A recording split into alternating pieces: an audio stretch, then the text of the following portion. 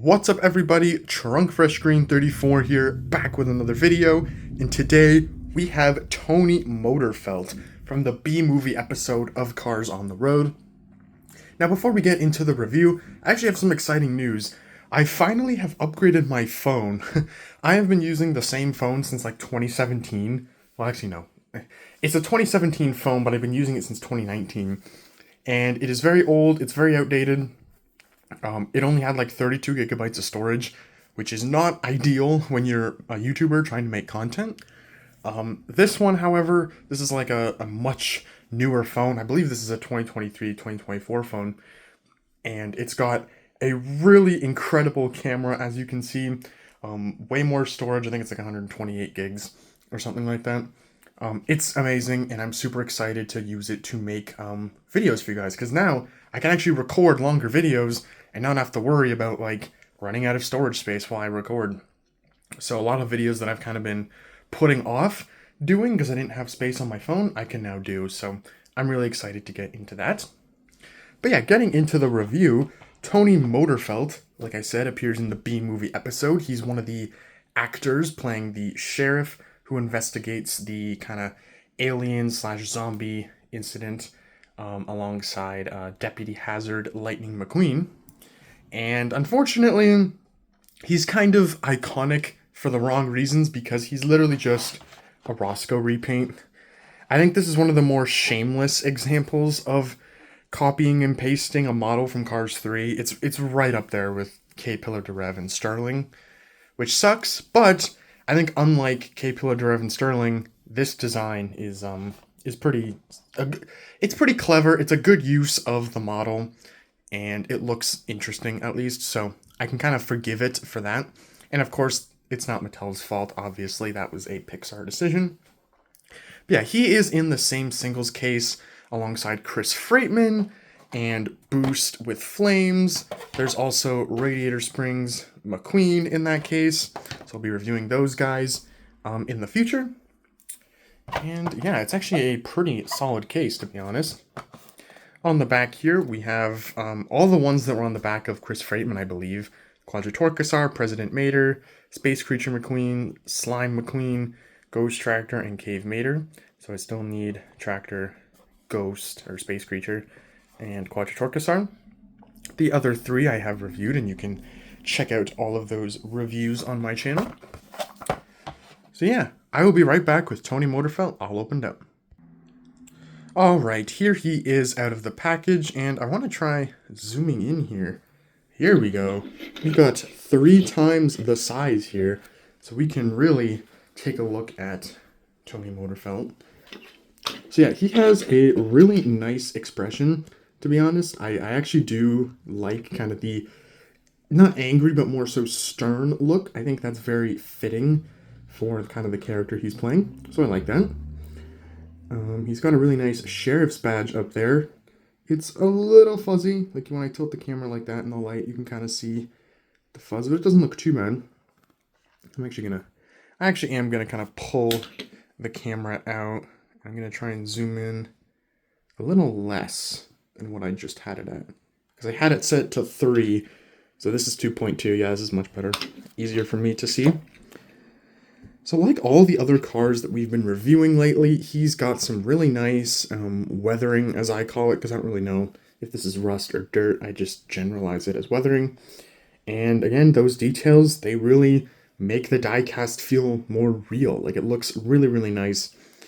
It kind of clashes with the glossy paint job, if I'm being honest. Like, it looks a little out of place, but I don't hate it.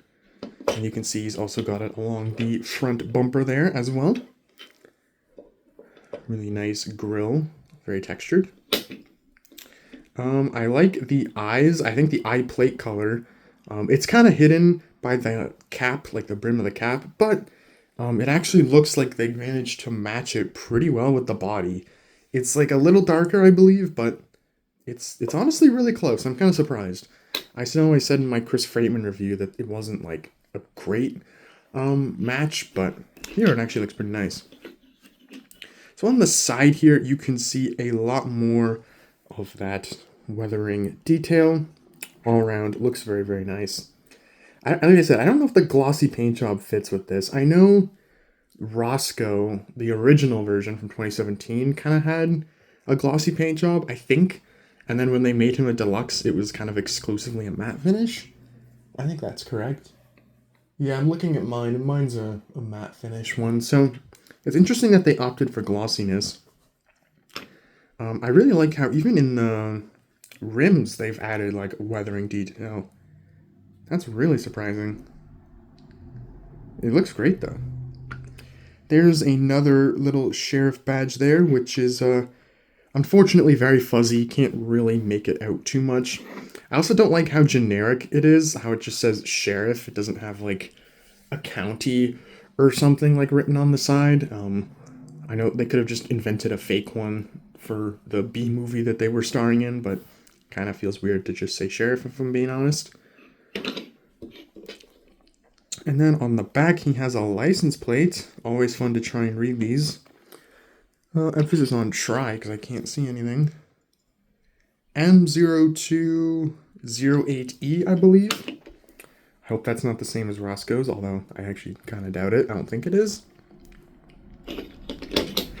And yeah, even the top here, they've actually added in like almost looks like dirt caught like on the cap there, which is a really interesting touch. And even like around the siren, very interesting. Kind of gives the impression that he doesn't go for like car washes very often, and so he misses like those really hard to reach areas, I guess. It's very interesting that they opted to put weathering there. I don't know if I like fully think it fits, but I guess it kind of works. But yeah, overall, I would say this is a pretty solid diecast. Like I said, I don't love that it's a Roscoe repaint, but it is kind of a smart reuse of that model, I suppose. I think it makes a bit of sense. I also do like how now that deluxes are gone, they can't sell this to us as a deluxe because Roscoe infamously got released as a single back in 2017, but he was like really, really small. And then in 2018, they upsized him to deluxe, which isn't that uncommon. They've done that with a few characters before. And then they sold us Roscoe as a deluxe until the deluxe line ended. But if the deluxe line was still going, then Tony Motorfelt absolutely would have been a deluxe. So I'm kind of glad that they managed to squeeze him into a single blister. It's interesting how the last like year and a half has kind of proven that you don't fully need deluxes. Like there are some characters that just absolutely cannot be in a single blister, like Craig Faster, for example. But a lot of cars that have come out lately totally would have been deluxes if that line was still around. Like Tony, Chris Freightman, Chief Dis, absolutely. Probably Cryptid Buster Mater, I would say, or even like Road Rumbler Mater. I think a lot of those would have been deluxes, so in a weird way, it is actually a good thing. But yeah, overall, thoughts on the diecast. The glossy paint is a bit weird, but it doesn't look terrible, and the cap and stuff is matte, so it actually kind of blends pretty nice. I like all of the nice little bits of weathering. I think it looks really good, although it is a little weirdly placed in some cases. The decals, unfortunately, aren't too great. The smaller sheriff badges on the side don't really look super good. The one on the cap, though, looks fine, and the sheriff text on both of them look good. I don't really like the license plate. That one was kind of hard to read. But yeah, overall, I would say this is a solid diecast. Kind of an essential one for a B-movie collection / setup. But overall, I wouldn't say it is my favorite from that episode. But yeah, thank you all so much for watching. I hope you all enjoyed this review, and I will see you all soon for another one. Bye now.